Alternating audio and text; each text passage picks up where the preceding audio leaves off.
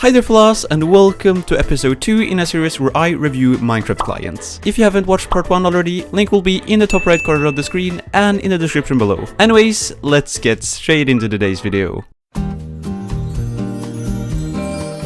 So obviously the first thing you have to do before using the client is installing and setting it up. So setting Skyclient up really wasn't that complicated after all. When installing it, multiple different windows will pop up on your screen and there aren't really any instructions for anything whatsoever. Compared to other clients, the setup to Skyclient looks a lot more complicated than it actually is, and it might also be seen as confusing. The client does have a lot of different very useful options to choose from though, and you get to choose exactly what you want and what you don't want. When first opening the client, you will be met by plenty of different settings to turn off or on. These settings might be found confusing, although there is a simple explanation of what the settings will do and affect. So I've decided to give this factor a 5 out of 10, as it could be a lot simpler.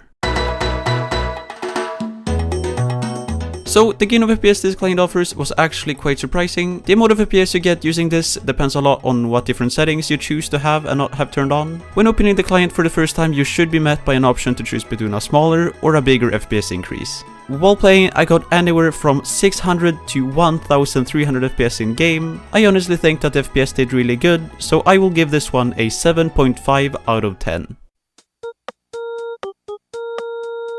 The amount of lag this client reduces was also quite impressive. I didn't really experience any frame drops or any types of bugs or glitches with anything. The game was running very smoothly and I really just didn't have any problems with it. This part of the client very much did better than I thought it would, but it wasn't anything spectacular, so I'm giving it a 8 out of 10.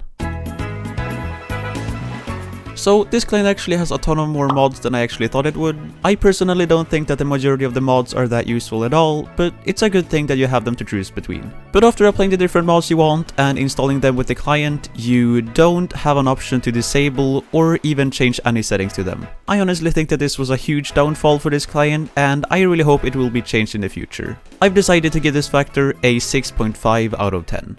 So just before we get into the second last rating, I really hate to bother you by asking, but if you're enjoying the video so far, please consider subscribing. It really helps me out so much. But anyways, let's get back into the video.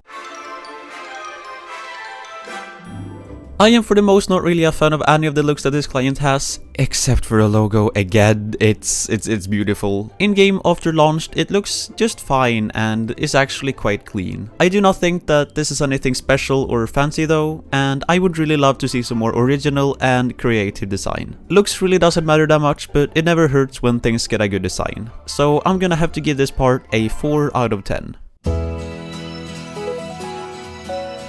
So just before setting the final rating on this client, there are a few things that I would like to mention. When within the client, you will notice that quite literally all your settings have been reset. Same goes for both single player worlds and your list of servers. This is only within the client though, and when opening any other client or regular Minecraft, everything will still be there. I do honestly think that this is pretty annoying though, and I really just want to get into playing the moment I open it instead of adding and fixing everything that I already have set up once. Skyclient is also a non-profit client, and there aren't any things within it that you can purchase or spend money on. My final rating on this Skyclient, however, is going to be a 6.5 out of 10.